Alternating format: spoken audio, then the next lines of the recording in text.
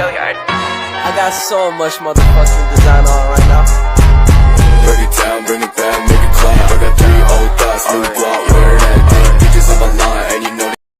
Angin El Nino bermula ketika angin Samudra Pasifik menjadi tropis dan suhu laut dunia menjadi hangat.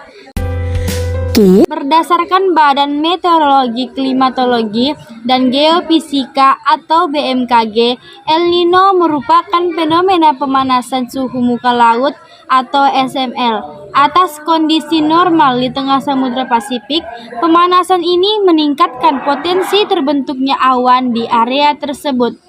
La Nina merupakan kebalikan dari El Nino. La Nina merupakan penurunan suhu muka laut. Keduanya terjadi dalam jangka tertentu sehingga para ilmuwan menyebutnya dengan El Nino Shock dan Oscillation atau INSO. Keduanya terjadi sekitar 2-7 tahun. Mereka nggak memiliki situs khusus, namun El Nino terjadi dibandingkan La Nina. Lalu apa ya dampaknya bagi negara kita? Perbedaan suhu permukaan laut dan tekanan udara. Berdasarkan jakranz.com, El Nino memiliki suhu permukaan laut yang lebih hangat sehingga membuat pemanasan Samudra Pasifik antara Amerika Selatan dan garis penanggalan waktu internasional. El Nino berpupas langsung pada garis khatulistiwa dan bergerak menuju beberapa derajat garis lintang di kedua sisi khatulistiwa. Sementara itu, suhu permukaan laut La Nina justru lebih dingin dari biasanya. Fenomena ini biasanya terjadi di ekuator antara Amerika Selatan dan garis penanggalan waktu internasional.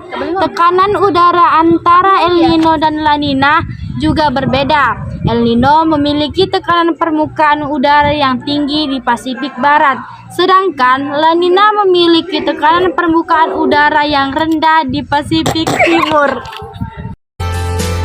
Perbedaan perairan laut Samudra Pasifik. Perairan laut di Samudra Pasifik akan lebih hangat airnya ketika terjadi El Nino. Air hangat itu akan mendekati pantai Amerika Selatan yang mengakibatkan berkurangnya upwelling. Upwelling merupakan fenomena air laut menjadi lebih dingin dan bermassa jenis lebih besar yang bergerak dari dasar laut ke permukaan. Akibat dari pergerakan angin atas laut, pergerakan ini umumnya membawa nutrisi yang diperlukan bagi pertumbuhan makhluk hidup di laut. Sementara La Nina meningkatkan upwelling, jadi meningkat nutrisi untuk makhluk hidup di laut. Perubahan musim setiap tahun. El Nino dan La Nina juga memiliki perbedaan angin pasat yang tertiup sepanjang tahunnya, dari daerah subtropis menuju daerah ekuator.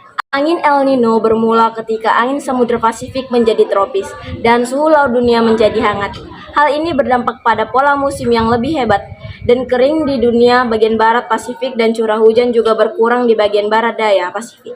Sedangkan La Nina memiliki angin pesat yang lebih kencang sehingga suhu laut lebih dingin dari biasanya. Angin La Nina menyebabkan curah hujan di bagian barat Pasifik lebih tinggi dan curah hujan rendah di bagian barat daya Pasifik. Dampak El Nino dan La Nina. Dampak El Nino di dunia antara lain memiliki iklim Brasil Timur yang kering di beberapa negara Afrika dan memiliki musim dingin yang hangat di bagian utara Amerika Serikat. Selain itu, dampak El Nino bagi negara kita yaitu kekeringan atau curah hujan rendah, sehingga La Nina menyebabkan hujan deras di negara kita dan India. Bahkan Australia bisa mengalami banjir besar saat fenomena La Nina terjadi di dunia.